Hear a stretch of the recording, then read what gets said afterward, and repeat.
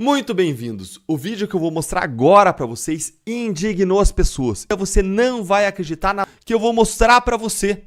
Agora assiste esse vídeo que eu vou mostrar e enquanto isso curte aqui esse post e se inscreve no canal pra você entender melhor como funciona a política, Brasília e o nosso país. Então, assiste aí. Esse cara que no meio de um dito golpe de estado resolve sacar dinheiro no caixa eletrônico. Exatamente. Ele sacou uma quantidade boa de dinheiro e aí a pergunta é, será que ele vai pagar alguém ou será que ele está recebendo por algum serviço? Esse é o invasor mais fácil de identificar, pois é só ver o dia e a hora de quem sacou dinheiro desse caixa eletrônico. Com certeza é a conta dele, ele tem que digitar uma senha ou colocar uma digital.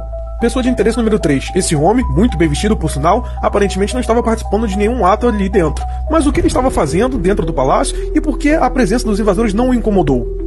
Mais invasores estão descendo as escadas, lembrando, eles vieram do quarto andar, esse é o terceiro andar, então todos eles desceram do quarto andar, ó, mais duas pessoas agora com o rosto coberto, levando água pro segundo andar, mais dois que desceram do quarto andar, e agora esse senhor que volta lá do fundo do corredor, para em frente ao relógio, olha dentro do armário, lembrando que esse relógio já foi jogado no chão e levantado, ele olha para um lado e para o outro, vai no relógio e joga ele no chão novamente, destruindo completamente o relógio. Perceba, ele olha para um lado e para o outro para ver se está vindo alguém, parece que ele não queria fazer isso, ele sequer teve coragem de olhar para o relógio antes ou depois de jogar no chão. E olha quem aparece logo 30 segundos depois, a nossa pessoa de interesse número 3, com uma série de manifestantes atrás dele, eles param ali para conversar, e aí vem outro manifestante trazendo água, gelo, cumprimentado ali pelos seus colegas, enfim, fica conversando ali no cantinho com nossa pessoa de interesse número 3 por 4 minutos. Bastante coisa foi falada, não sabemos o que. Agora a pessoa de interesse número 4, percebam, diversos manifestantes estão chegando com a presença de quem? Sim, dos militares e, além deles, também a nossa pessoa de interesse número 6. Ele chega ali guiando os manifestantes, os invasores, ó, a descerem para o segundo andar. Ele chama, parece estar no comando da situação, ele fala com os militares, fala com os invasores, fala no final, chama todo mundo, ó, guia todo mundo para descer. Gente, lembre-se, eles estão diante de um dito golpe de estado. E olha como eles estão sendo tratados. Olha como os militares estão tratando essas pessoas também, dando água, ao invés de prendê-los. Vocês já viram algum militar no meio de um golpe de estado dar água para os invasores do palácio? Que cordialidade toda é essa com um golpista? Um tratamento de primeira, que sinceramente nunca vi em golpistas de estado. Agora chegam mais militares ali, ó. A pessoa de interesse número 6, ela tenta novamente montar uma barricada com uma mesa de madeira, ridiculamente, tenta fechar o acesso à escada, e aí olha só, descem pessoas do quarto andar, ele instrui elas a descer pro segundo, fica esse rapaz ali, ó, que recebeu água dos militares, passa um bom tempo ali conversando com os militares, não se sabe se é um infiltrado, se é alguém que tá tentando ajudar, mas enfim. Chega esse homem, pula a mesa, ninguém faz nada, ó, não tem nenhum tipo de identificação, ele entra, sai, circula, desce uma mulher do quarto andar e olha só, tratada super bem, ó, instruída a descer pelo segundo, vai embora, tchau. Mais um homem desce, ó, instruído pela pessoa de interesse número 6, fecha ali a mesa depois pra ninguém entrar.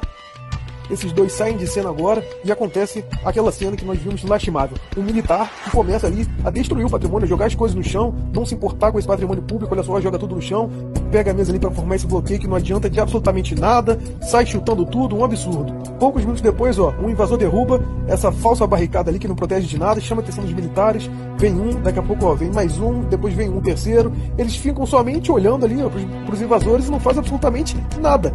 Pegam a mesa novamente pela terceira vez, colocam ali em cima e vão deixar essa mesa aí. E agora? O que vão falar? Deem uma olhada nisso. Vazou novas imagens do 8 de janeiro. Agora está explicado por que as imagens não apareciam.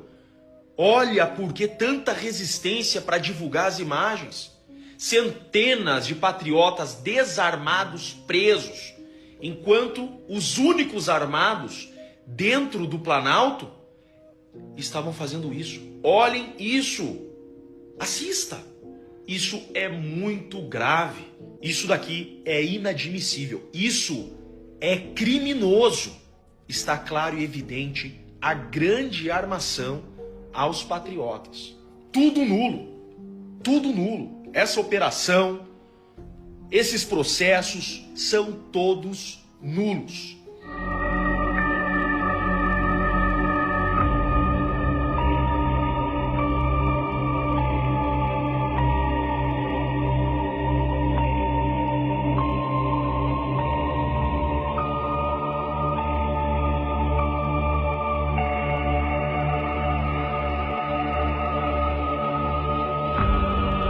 O governo aqui dos Estados Unidos revogou o visto da presidente do PSOL, Paula Corradi. A informação foi publicada nesta sexta-feira pela colunista Mônica Bergman no jornal Folha de São Paulo.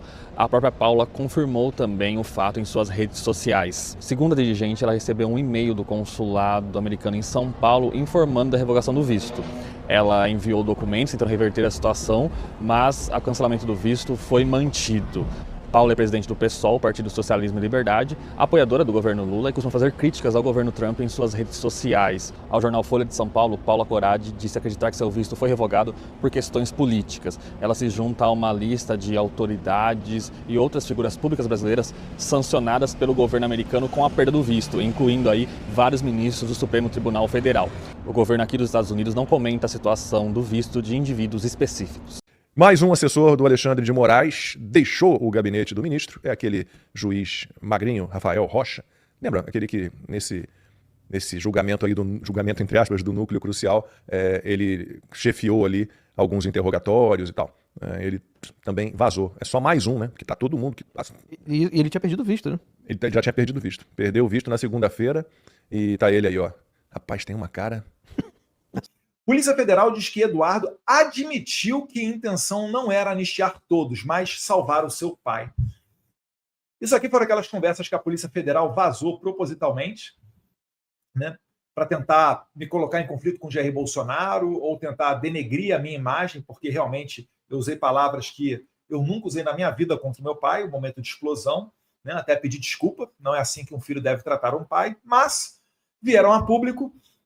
E, na verdade, ali não tem nada que Eduardo admitiu a intenção que era não anistiar a todos, mas salvar o seu pai. O Paulo Figueiredo, inclusive, botou duas jornalistas do Metrópolis numa saia muito justa, porque ele falou, olha, vocês leram a conversa de WhatsApp? E aí eles abriram na hora a conversa de WhatsApp, que foi vazada pela Polícia Federal, deveria prezar pelo sigilo, né? Aliás, nesse país só se vaza aquilo que interessa ao Alexandre de Moraes e é prejudicial, ou em tese seria prejudicial contra a família Bolsonaro, né? As câmeras de Roma, onde o Moraes diz que sofreu um ataque antidemocrático, nunca vazaram. As câmeras do ministro da Justiça, Flávio Dino, hoje, ministro do Supremo Tribunal Federal, fez um troca-troca ali com o Lewandowski, nunca vazaram, né, do 8 de janeiro, o que nos dá o argumento, já que ninguém nunca viu, de falar que existiam, sim, né, infiltrados ou autoridades do governo Lula previamente cientes do 8 de janeiro, e outras questões mais. Porém, nessas mensagens vazadas pela Polícia Federal, você consegue perceber que a minha intenção é justamente oposta. O Paulo Figueiredo colocou numa saia justa duas jornalistas do Metrópolis, quando elas leram as mensagens, e a interpretação, seja ela literal ou qualquer outro tipo de interpretação, você chega à conclusão de que realmente o que eu estava fazendo ali era o contrário.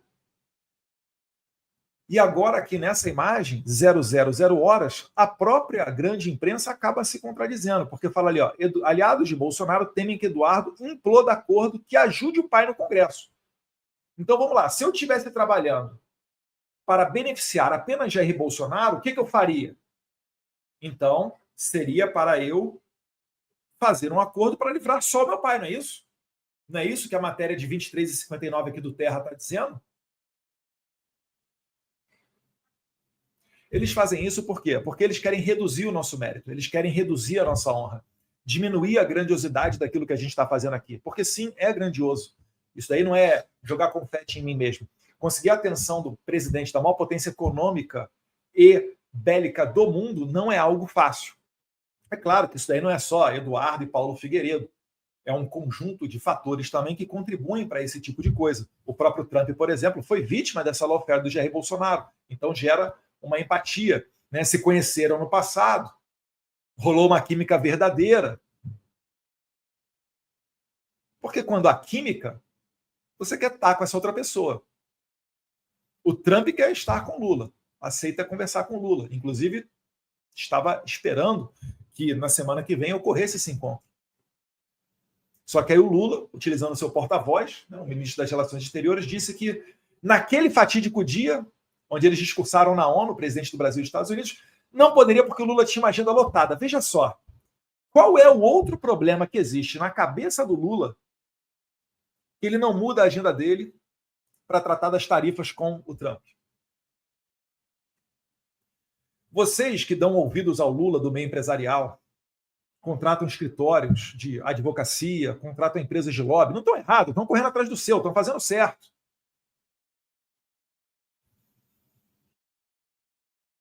Mas a gente avisou. Nós avisamos. O Trump avisou na carta dele que o problema é político, não é meramente comercial. E quando o Trump abre os braços, o Lula foge. Pois é, muito complicado. Tenho citado bastante a questão da equipe japonesa, que mandou uma delegação de alto nível para ficar em Campana, em Washington, D.C., à espera de a qualquer momento tocar o telefone e ser alguma autoridade da Casa Branca para eles fazerem a reunião e desenrolarem a questão da tarifa. Isso é uma atitude de um povo que preza pelo seu país. E olha que eu nem sei se no Japão atualmente lá o primeiro-ministro e o governo é de direita ou de esquerda, tá? E aqui no Brasil? Bem, aqui no Brasil a gente continua combatendo, primeiro, né, as notícias falsas. Lembrando que o Bolsonaro está incomunicável também, muita gente agora porta-voz, a imprensa falando que disse com interlocutores que se encontraram com o Bolsonaro. Só tem acesso ao Bolsonaro quem o ministro Alexandre de Moraes autoriza, né, o tiranete de beira de estrada. Inclusive, Moraes, vocês, cachorrinhos da PF que gostam de me assistir e jogar as coisas no inquérito, abre mais um inquérito aí, tá? Estou falando aqui, ó. Tiranete de beira de estrada, Alexandre de Moraes. Tá? Que se fosse juiz de verdade, tinha derrubado as medidas cautelares contra o Jair Bolsonaro.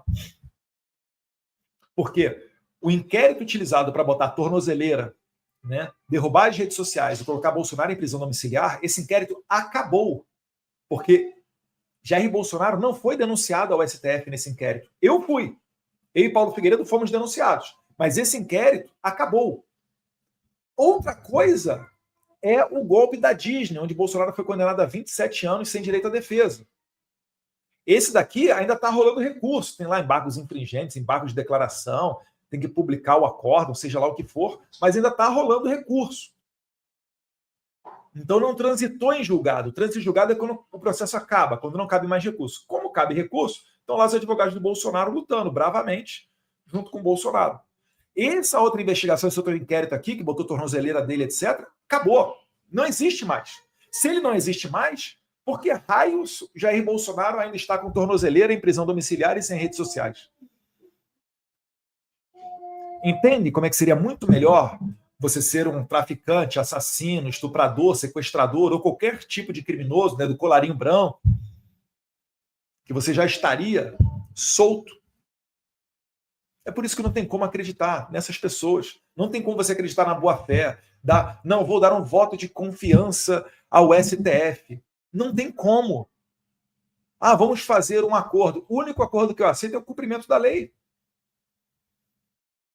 Se isso for feito, tem que soltar todo esse pessoal, tem que anular todo o processo e tem que botar Alexandre de Moraes na cadeia por abuso de autoridade, fora alguns outros crimes que cúmplices cometeram, cumprindo ordens ilegais.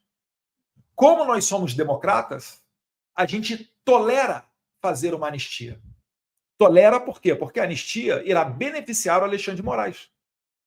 As pessoas inocentes já teriam que estar em casa.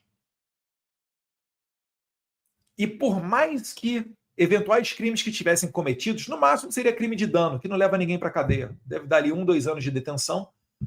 Menos de 8 anos, a pessoa começa no semiaberto, se ela for réu primário. Menos de 4, se ela for réu primário, ocorrerá uma substituição da pena. Menos de 2 é no máximo cesta básica. O Código Penal brasileiro e o Código de Processo Penal é um passeio no parque, salvo se você for Bolsonaro ou ser identificado como apoiador do Bolsonaro. Porque aí você pode ir até para a cadeia por ter postado no seu Instagram uma foto de verde e amarelo. Ou vocês não lembram lá da Yukiko Kusahara, chefe de gabinete do Moraes, pedindo para o Tagliaferro e a equipe dela olharem nas redes sociais dos presos do 8 de janeiro alguma desculpa para mantê-los presos, já que a Procuradoria-Geral da República estava pedindo a soltura, a liberdade condicional de vários deles. E aí eu passo aqui para a segunda notícia, né? Que eu coloquei ontem na minha rede X também, está passando aqui embaixo. A rede X no Instagram é a mesma coisa, tá, pessoal? É Bolsonaro SP.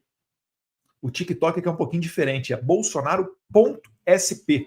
lá no TikTok.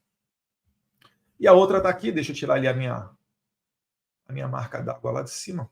Cadê?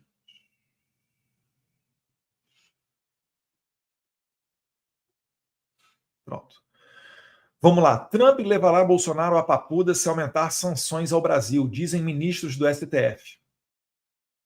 Então, o que estava acontecendo aqui? Inclusive, teve um tweet do Christopher Landau, que é o 02 do Marco Rubio, onde ele pega essa matéria aí, que é da Mônica Bergamo, da Folha, e fala, olha, se essa matéria aqui se verificar verdadeira, ele dá o benefício da dúvida ainda.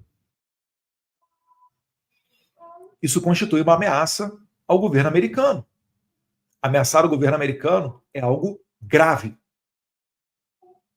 Eu falo isso porque muitas vezes as pessoas acham o Eduardo Bolsonaro é que é virulento, é radical, junto com Paulo Figueiredo, que é mais radical ainda, estão botando fogo, estão botando combustível lá na fogueira. Christopher Landau é um diplomata de carreira, filho de diplomata. Viveu no Chile, viveu no Brasil, antes de virar diplomata, tá? Inclusive tem excelentes recordações do Brasil, creio eu. Então, quando você faz esse tipo de coisa, o Christopher Landau responde, não tem participação de Eduardo e Paulo. São os próprios interlocutores da Suprema Corte, quando não os próprios ministros da Suprema Corte, vazando diretamente para a imprensa, que é o que eu acho que acontece aqui, porque inclusive coloquei lá, respondendo o Christopher Landau, que a Mônica Bergamo diversas vezes dá notícias verdadeiras por ter esse acesso à Suprema Corte. Quando isso aqui acontece, é a própria Suprema Corte se enterrando. Porque aqui o que acontece? O movimento que eles fizeram é, vamos ameaçar o pai do Eduardo, que o Eduardo vai se sentir atingido e não vai querer jogar o pai dele na papuda e vai aceitar um acordo caracu, porque vai ficar desesperado de ver o pai dele indo para a papuda. Então, essa é a fotografia. Só que é o seguinte, quando o Alexandre de Moraes quer que eu faça uma coisa, eu faço outra. E aí o que a gente fez? Nós trabalhamos aqui, não temos o poder da caneta, não sou o secretário Marco Rubio, não sou o secretário, na verdade, Scott Bessent é que caneta lá, junto com o OFAC para sancionar. O Marco Rubio, certamente, né, como é a pessoa que dita as diretrizes da política internacional norte-americana, ele é consultado, e como o Trump tem falado no CPF do Jair Bolsonaro, o Trump também, vejo eu, creio, está envolvido nessa tomada de decisão. Quando eles sancionam, não é o Eduardo Bolsonaro que está sancionando, é o governo americano. E também eu tampouco sou capaz de controlar a agenda do Scott Bessent ou o que pensa o Marco Rubio ou a caneta do presidente Trump. Então repara que não é a forma que Eduardo Bolsonaro fala. É a pataquada do próprio sistema. Utilizou uma ameaça para colher um benefício para o sistema, para o regime, não conseguiram. E qual foi o efeito disso? Está aqui embaixo. Saúde de Bolsonaro vira assunto no STF e torna a papuda improvável. Pensa comigo aqui, pessoal. Vamos pensar. Eu sou uma pessoa que me considero muito centrado. Eu sempre me imagino como é que eu vou estar daqui a 5 anos, como é que eu vou estar daqui a 10 anos. E eu traço planos. Porque por mais que eu não chegue naquele exato ponto em que eu tinha planejado, porque a vida é muito incerta, né? Ela às vezes nos carrega para, inclusive, países diferentes que você não imaginaria que estaria, mas ao menos assim, para cima você vai. Porque se você traça um plano onde você imagina o que precisa ser necessário para executar esse plano, você vai se jogar para aquele objetivo, né? E ninguém vai se jogar para baixo, você vai se jogar para cima. Então, ter uma vida correta, constituir sua família, respeitar sua esposa, não se envolver em drogas, estudar sempre que possível, ter medo de ser exposto em situações vexatórias, passar vergonha, assumir compromissos públicos para sentir a pressão alheia e honrar os compromissos. Então, isso tudo são maneiras que você tem de planejar a vida e ser levado para aquele determinado caminho. Então, o que eu faço? Vamos pensar agora. Cenários futuros. Você imagina o que aconteceria se, na loucura de mandar Bolsonaro para a Papuda, o Bolsonaro falecesse dentro da Papuda? O que você acha que aconteceria com esses ministros do STF? Você acha que Alexandre de Moraes teria alguma esperança de reverter a Magnitsky? Se bem que acho que ninguém nunca na vida conseguiu reverter lei Magnitsky. Né? E o Alexandre de Moraes já é um caso liquidado. Né? Não tem nem, como a gente fala no Rio, não tem nem desenrole. Aquele famoso caso, você pode botar o Papa para vir aqui falar com o Trump. Não vai rolar.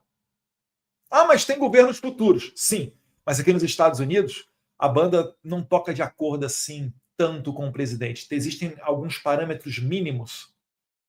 Por exemplo, o Biden perdoou o seu próprio filho Hunter Biden. Está mantido o perdão. O Brasil é que essa várzea aí. O presidente Bolsonaro vai e perdoa o Daniel Silveira e quando não é mais presidente, o STF vai lá e desfaz. Por isso que dá insegurança jurídica, por isso que joga o ranking econômico brasileiro lá para baixo. É por isso que o empresário que tem condição não investe no Brasil, investe no Paraguai. É isso. Então, voltando aqui ao assunto. Se ocorresse esse tipo de cenário, meu amigo, a fotografia ia ficar muito queimada em cima dos ministros da Suprema Corte, notoriamente os da primeira turma.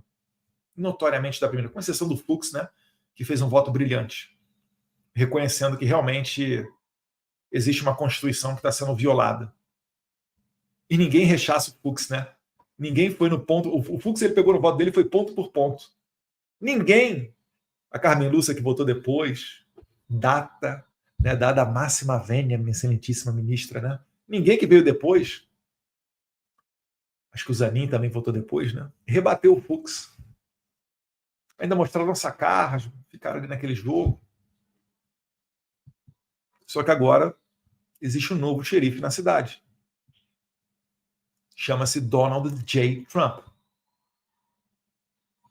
E ele não está muito feliz com essa lawfare contra o Bolsonaro, porque além dele ter sofrido, ele sabe que essa é uma pauta da direita no mundo inteiro. Salvini sofre com isso na Itália, né, quando ele foi lá evitar uma imigração descontrolada. A Marine Le Pen, sabe por que a Marine Le Pen lá na França foi condenada? Porque falaram que ela estava desvirtuando a ação partidária e o fundo partidário. O partido dela tem um orçamento para o Parlamento Europeu e ela foi acusada de ter um desvio de uso disso, não no Parlamento Europeu, mas na sua base na França. Tem noção disso? Vocês ainda vão ouvir falar muito na Marine Le Pen, por quê? Porque a ideia é tirá-la da próxima eleição presidencial da França.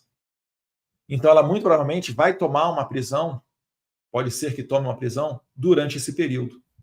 Alguma coincidência com o Brasil? Alguma coincidência com o que estão falando agora de Bolsonaro preso apenas 1 ano e 7 meses, em domiciliar, e depois anistia para todo mundo? Querem tirar Bolsonaro do jogo político de qualquer maneira. Eu até vejo muita gente mais de centro que não quer o Jair Bolsonaro preso, mas também não quer ele se candidatando.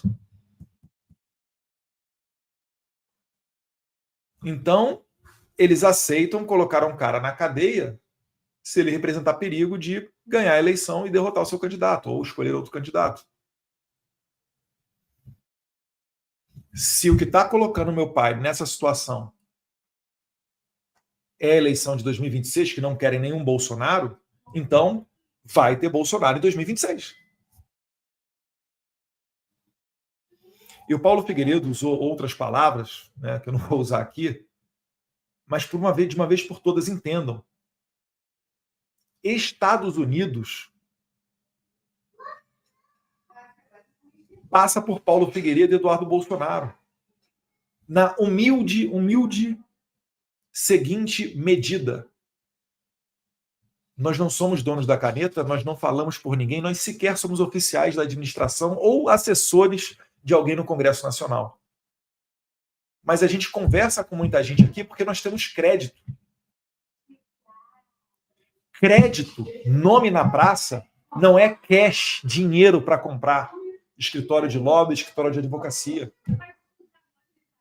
Você pode até conseguir o acesso.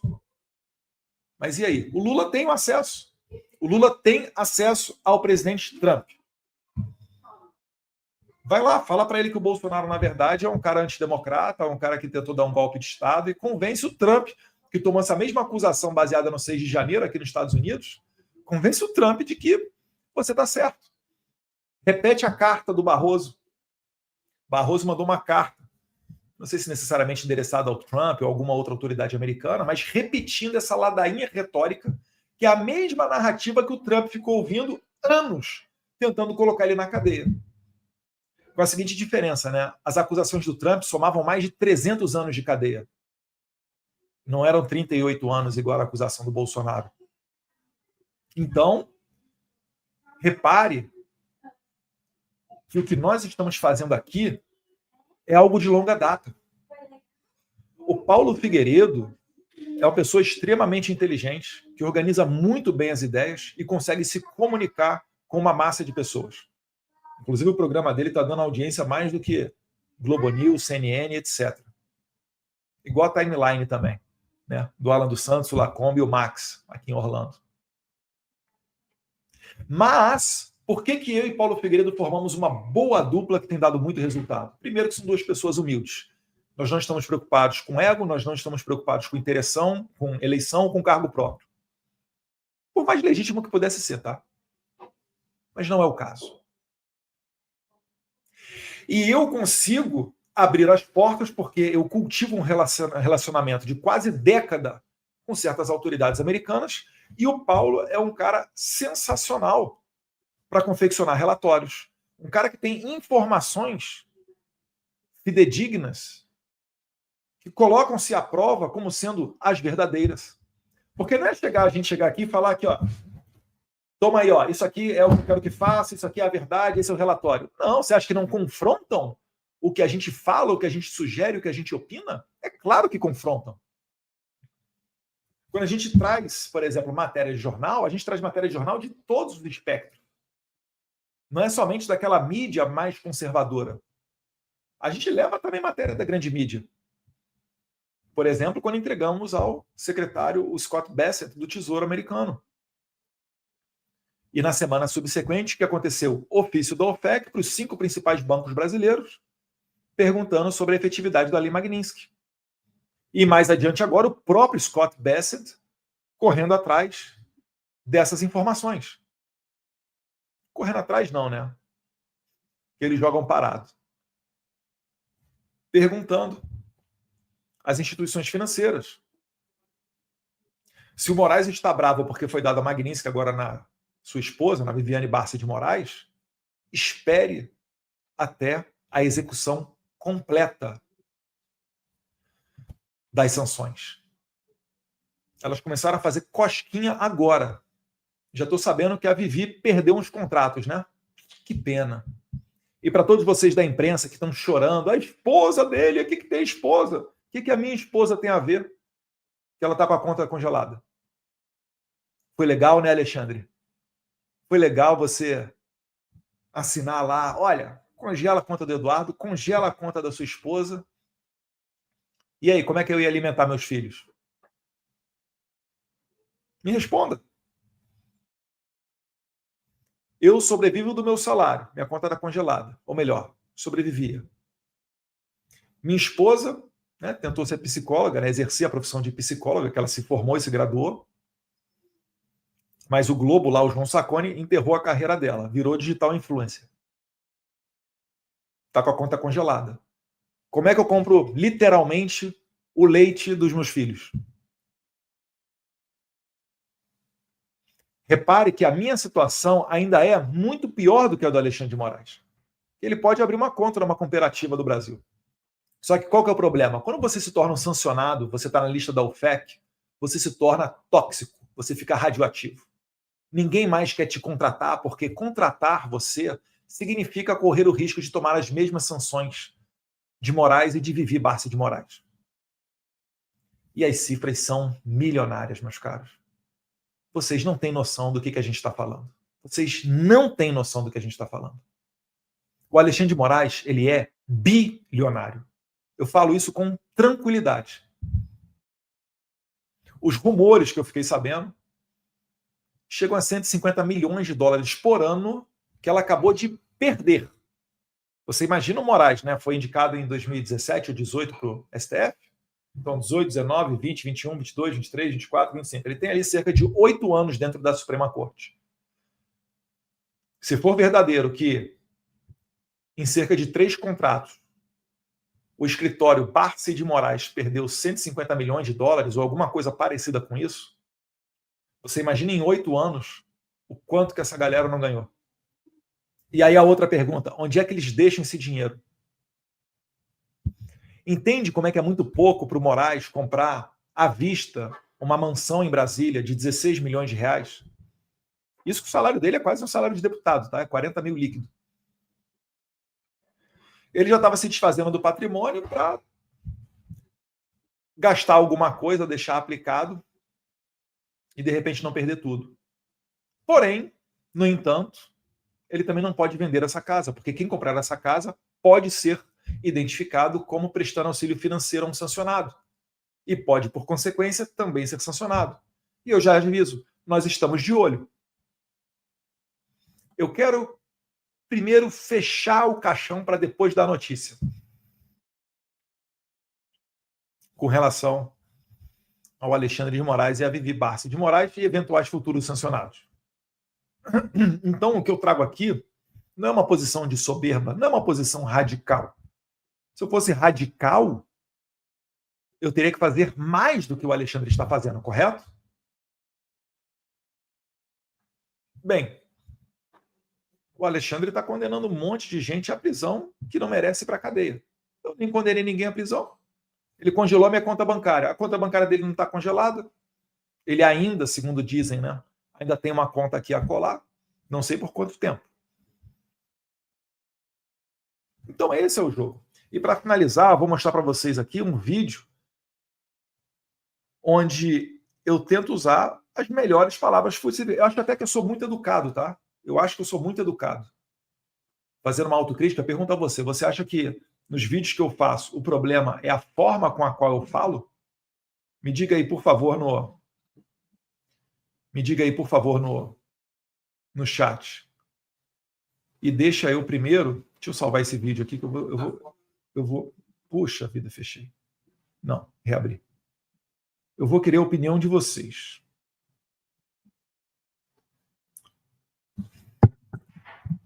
Forma. Porque eu fui perguntado numa entrevista na Band News sobre a forma com a qual eu falo as palavras e talvez isso pudesse ser a dúvida. Eu queria que vocês respondessem para mim aqui nos comentários. Vamos olhar o vídeo aqui da pergunta do jornalista. O Felipe da Band News. Como vocês anunciam as reuniões aparentes... Aí, ó, vamos ver? A forma como vocês anunciam as reuniões aparentemente tranquilas que vocês fazem, porque vocês usam as redes sociais com impacto, com força, né, para anunciar isso e fazendo críticas, né, a Alexandre. Até hoje eu não sei se fazer críticas é um crime, né? Aparentemente no Brasil virou um crime, né? De Moraes, a Paulo Gonet, a outras autoridades brasileiras. O problema... Eles são funcionários públicos. Nas palavras de Alexandre de Moraes, quem não quiser, né, ser criticado, que não entre na vida pública. Julgado do próprio Alexandre de Moraes. Não é a forma, é a questão de conteúdo e forma. Vocês não estão errados na forma? Olha só, estão jogando velhinha na cadeia, 17 anos, Débora, 14 anos por causa de um batom que botou lá numa estátua lá em Brasília. Né? Bolsonaro, 27 anos, Braga Neto, tudo isso daí acontecendo. Gente preso com lepra, perdendo o dedo amputado, né, do 8 de janeiro. Colocaram autista preso, uberista. No meio dos atos do 8 de janeiro, você viu lá um cara vendendo algodão doce. Querem te fazer crer que o radical é o Eduardo Bolsonaro pela forma que ele fala. Aí eu vou trazer para vocês aqui a forma com a qual eu falo. Em nome das autoridades americanas, mas o meu sentimento é que seria muito possível, né, a aplicação também de sanções contra pessoas que queiram insistir nessa perseguição política. Não, eu não... Viu? De novo, vou voltar para vocês aqui. Eu não falo em nome das autoridades americanas. No entanto, Eu que estou sendo denunciado pela PGR pelo crime de coação. No máximo, o que o PGR poderia interpretar, ainda de maneira errada, seria que eu fosse partícipe de algo nesse sentido. Já que quem faz a sanção, quem assina, é o Scott Bessent, o Marco Rubio e o presidente Trump. Então, eles teriam que denunciar, o Alexandre de Moraes teria que denunciar e perseguir Trump, Rubio e Scott Bessent. E colocar Eduardo e Paulo como, no máximo, partícipes. Por que eles não denunciam os secretários americanos e o presidente dos Estados Unidos? Falta coragem? Porque eles denunciaram o Elon Musk. Na verdade, botaram o Elon Musk de investigado, né, no inquérito das fake news. Ah, mas era antes do Trump ser presidente, né? Eu queria aqui deixar bem claro que o Alexandre de Moraes só está esperando o mandato do Trump acabar para vir atrás deles aqui, em parceria com o futuro governo democrata. E eles aqui sabem disso, tá? Eles aqui sabem disso. Eles sabem contra quem eles estão lutando. Inclusive, tem matérias na imprensa dando conta disso, de que o Moraes fica até 2043 no STF e o mandato do Trump dura apenas 4 anos. Se não for eleito um sucessor. Eu já sei que tem gente animada apostando contra o Trump de que ele não vai ser reeleito, não vai eleger o sucessor. Eu não seria tão confiante assim. Mas vamos seguir aqui nas minhas respostas para dar uma olhada no tom agressivo e radical de Eduardo Bolsonaro. Eu não falo em nome das autoridades americanas, mas o meu sentimento é que seria muito possível. Eu não falo em nome das autoridades americanas, mas o meu sentimento, muito agressivo, né? É a aplicação também de sanções contra pessoas que queiram insistir nessa perseguição política. Não, eu não tenho qualquer gerência sobre a agenda das autoridades americanas. O que a gente faz é dar a nossa opinião ou sugestão quando nós somos convidados a fazê-lo. Ali eu estava falando da agenda do Scott Bessent, que no mesmo dia que ele nos recebeu, ele não recebeu, ele tinha uma solicitação de pedido de agenda do Fernando Haddad, o ministro da Economia lá, e não aceitou o Haddad e aceitou receber Paulo Figueiredo e Eduardo Bolsonaro. E eu deixei bem claro que, olha, eu não tenho poder sobre a agenda do secretário Scott Bessent. Para pensar comigo.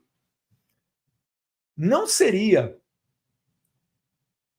um elogio, uma posição onde eu seria muito mais enaltecido eu falar que, olha, não, realmente eu fiz e aconteci, eu é que mandei ver aí na agenda do Scott Bessent. Talvez iriam me olhar e falar, pô, cara, esse cara aí é o bicho mesmo, hein? Nossa, Eduardo Bolsonaro é grandão. Mas a gente tem essa falha de, entre aspas, falha, de transmitir a verdade, de não conseguir mentir. Então confia. O problema passa longe da forma com a qual eu falo, ou Paulo Figueiredo fala. E não tem como ser mais suave do que isso. Inclusive, na resposta que eu dei lá ao Felipe da Band News, a gente vai voltar no vídeo, eu falo para ele alguma coisa nesse sentido, né? Que é uma injustiça. Se uma pessoa é moderada e o outro é radical, eu tenho que adjetivar o radical na temperatura e na altura correta para que você entenda o nível extremo dessa pessoa. Se eu privilegio ela dando adjetivos e características suaves, eu estou equiparando ela a uma pessoa suave. Eu estou sendo injusto com a pessoa que é mais moderada. Compreendem? Então, há um sentido nas palavras. Eu não xingo as pessoas, eu qualifico elas de acordo com o dicionário, de acordo com a definição que eu aprendi. Então, quando o Alexandre Moraes fala que ele é psicopata, ele é um psicopata mesmo. Porque ele não cultua dos mesmos valores que uma pessoa comum cultua. De misericórdia, de empatia, de perdão. Ele é capaz, você consegue ser capaz de jogar 14 anos de idade, 14 anos de cadeia numa mulher igual a Bárbara Rodrigues dos Santos, que tem 2 filhos pequenos em casa, você vai privar a mulher de crescer e educar os seus filhos. Porque ela pegou um batom e escreveu "Perdeu o mané" numa estátua, quando o seu colega de trabalho, o juiz Barroso, falou essa frase para um militante na rua de Nova York, eu tenho certeza que você não seria capaz de fazer isso. O Alexandre de Moraes faz isso e faz rindo. Por quê? Porque ele é um psicopata. Psicopata esquarteja os outros e não sente remorso, não sente vergonha, porque ele não compartilha dos mesmos valores que você. Ele é um psicopata. Ele tem uma doença mental onde ele guarda dentro de si os seus valores próprios. Que valor próprio? De dar risada, de mandar uma Débora para a cadeia. De falar do jogo do Corinthians, quando ele está botando 27 anos de cadeia num ex-presidente por uma falsa tentativa de golpe. Isso é um psicopata. É a definição toda. Não é um xingamento. Não é culpa minha.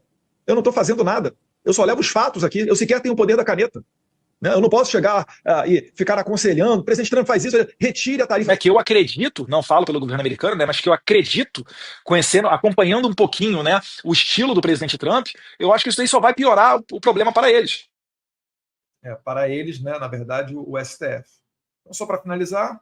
Com certeza não, Felipe. Se eu fosse a Madre Teresa de Calcutá, eu ia estar sofrendo a mesma perseguição, pode ter certeza disso. Alguém duvida? Responde para mim aqui. Se fosse a Madre Teresa de Calcutá, que estivesse aqui nos Estados Unidos,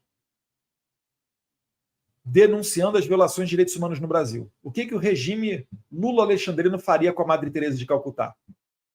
Ia jogar na cadeia também, tem dúvida disso? Eu sequer xingo eles, eu não faço nada disso. Agora, em que pese serem merecedores de xingamento, tá? Eu não sei se eu estou fazendo errado. Porque um cara que priva uma mãe de passar a infância com seus filhos, um cara que manda para a cadeia e esquece, né, joga a chave fora do calabouço lá do Clezão e deixa ele falecer, ou que cogita e ameaça jogar o presidente Bolsonaro na papuda, para citar alguns casos básicos, fora sem falar de Daniel Silveira e vários outros, eu acho que um cara desse é um baita de um, né? Vou poupar vocês do que eu estou pensando. Se querem me acusar de coação, eu tenho que ter meios de coagir. Qual foi o meio que eu utilizei? Porque eu não tenho o poder da caneta.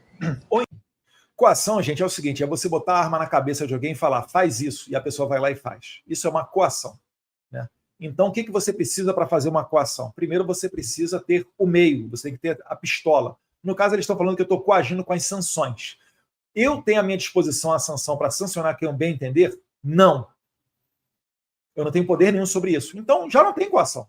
Mas mais do que isso, a coação é um crime. Um crime, ele é ilícito. Qual é o ilícito de se aplicar uma lei chamada Lei Magnitsky? Não há ilícito nenhum. É uma conduta lícita, discricionária do governo norte-americano. Então, esse crime, ele é absolutamente inapropriado me acusar disso. Mas ainda assim, o PGR, subserviente, Paulo Gonet, engrenagem do regime, colocou adiante essa coação. E vamos ver se o Supremo Tribunal Federal vai receber. Então, eles estão assumindo que eu tenho total controle sobre o presidente dos Estados Unidos, o secretário de Estado Marco Rubio, o secretário do Tesouro americano, o Scott Bessent. Isso é uma loucura descabida. No máximo, se eles quiserem forçar muito a barra, então nós seríamos partícipes. Aí eu volto lá na história do partícipe. Mas comenta para mim aí, você está achando que o que está acontecendo de congelar minha conta bancária, congelar a conta bancária da minha esposa, etc., é por causa da minha conduta radical? Acabei de mostrar para vocês as minhas entrevistas aqui. Acho que até bem humilde, palavras bem simples e bem suaves. Agora, se querem dizer que o Eduardo Bolsonaro está melando o acordo do Congresso, é claro, é errado, é injusto. O requerimento de urgência foi votado para anistia, não foi votado para dosimetria. Por que estão consultando atores que não honraram a sua palavra no passado para serem fiadores de acordos futuros? Ou dizer o que pretende se fazer no futuro, pretende se votar no Congresso Nacional? Então, meus caros, eu acho que não está difícil de entender o que está acontecendo. Eduardo, podemos esperar novas sanções? Tem que perguntar para o Trump. Agora, vamos fazer o exercício mental do Eduardo Bolsonaro? Vamos se colocar no lugar das pessoas? Imagine que você é o Trump agora. Você falou N vezes nas redes sociais, no caso do Jair Bolsonaro, e a perseguição a seus familiares e seus apoiadores. Você, no passado, sofreu com isso. Pediram 300 anos de cadeia para você, mas você conseguiu ser eleito presidente dos Estados Unidos, então não foi para a cadeia. Aí no Brasil estão falando que não vão repetir o erro americano de permitir que Bolsonaro saia presidente. Aceleraram o processo.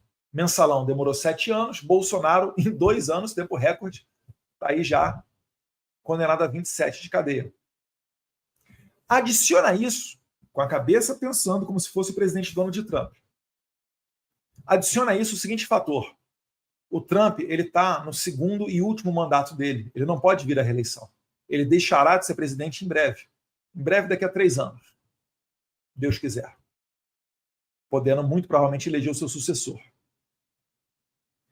Você acha que o Trump vai ou não vai sofrer com a lawfare? Porque a lawfare, o ativismo judicial, a perseguição, ela é feita por pessoas inescrupulosas. Pessoas inescrupulosas, quando elas viram juízes e promotores, elas não olham para a lei. Elas olham para o cliente. Vão para cima dele. E aí você acredita, então, que o Trump sancionou o Moraes, sancionou a mulher do Moraes e agora vai voltar para casa? Qual vitória o Trump tem a apresentar se ele parar agora? Entendem como é que o regime brasileiro tem que dar uma resposta concreta que não será traduzida através de promessas futuras, porque todo mundo sabe que vocês não cumprem, vocês não têm palavra. Então, enquanto não vier uma ação real do regime brasileiro, eu acho, humildemente, que não vai acabar bem isso. E a tendência, né, se me perguntarem a minha opinião, é que o calor seguirá forte. Meus caros, um abraço a todos vocês. Muito obrigado a todos vocês que compartilharam, curtiram. Se possível, também deixe o seu comentário. Isso ajuda o algoritmo a entender que o vídeo é relevante e entregar a mais e mais pessoas. Um abraço a todos vocês. Fiquem com Deus.